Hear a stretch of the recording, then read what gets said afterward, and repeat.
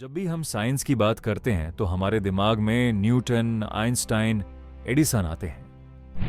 लेकिन सवाल यह है, क्या उनसे पहले कोई साइंटिस्ट नहीं थे? पर हजारों साल पहले भारत में ऐसे वैज्ञानिक थे जिनकी डिस्कवरीज आज की मॉडर्न साइंस की नींव बनी। लेकिन समय के साथ उनके नाम इतिहास से धीरे धीरे गायब हो गए। तो आखिर कौन थे वो भारत के महान पुरुष? आचार्य सुश्रुत, फादर ऑफ सर्जरी। आज प्लास्टिक सर्जरी एक मॉडर्न मेडिकल मिरेकल मानी जाती है, लेकिन क्या आप जानते हैं कि यह सर्जरी भारत में 2500 साल पहले हो चुकी थी? आचार्य सुश्रुत ने नाक की सर्जरी, आंखों की सर्जरी और घाव भरने के तरीकों का पूरा वर्णन किया। उन्होंने 200 से ज्यादा सर्जिकल औजारों के बारे में लिखा और इन सभी का प्रमाण सुश्रुत संहिता में मिलता है, जो आज भी मेडिकल इतिहास की सबसे पुरानी किताबों में गिनी जाती है। Aryabhata, space and mathematics genius. जब दुनिया मानती थी कि पृथ्वी स्थिर है, तब आर्यभट्ट ने कहा पृथ्वी घूमती है।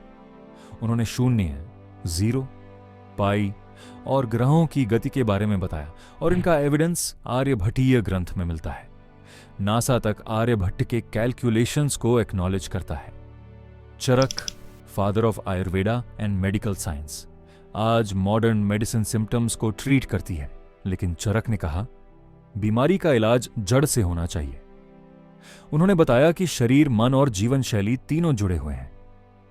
चरक संहिता आज भी आयुर्वेद की मुख्य पुस्तक मानी जाती है। कणाद, एटॉमिक थ्योरी से पहले एटम, आज हम एटम और मॉलिक्यूल पढ़ते हैं, लेकिन कणाद ने हजारों साल पहले कहा था हर चीज छोटे छोटे पार्टिकल्स से बनी है। उन्होंने इन्हें अणु कहा।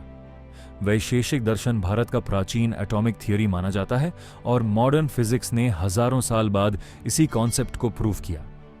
Nagarjuna, ancient chemist and metallurgist. Nagarjuna ancient chemistry यानी रसायन शास्त्र के मास्टर थे। वो धातुओं को शुद्ध करने, सोना बनाने के प्रयोग और औषधियों पर काम करते थे। रस रत्नाकर जैसे ग्रंथ प्राचीन केमिस्ट्री को दिखाते हैं।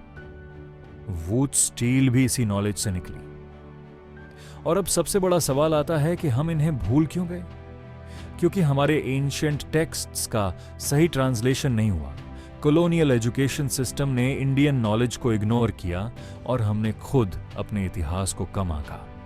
प्राचीन भारत सिर्फ धर्म और संस्कृति का देश नहीं था, बल्कि ये एक एडवांस्ड साइंटिफिक सिविलाइजेशन था, जहां सर्जरी थी, एस्ट्रोनॉमी थी, केमिस्ट्री थी और एटॉमिक थ्योरी भी थी। शायद फ्यूचर की डिस्कवरीज उसी नॉलेज में छुपी हैं जिसे हम भूल चुके हैं। हिस्ट्री वही नहीं है जो हमें याद है, हिस्ट्री वह भी है जो हमने भुला दी।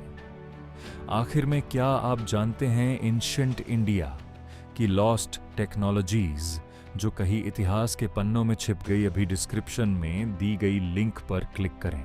धन्यवाद।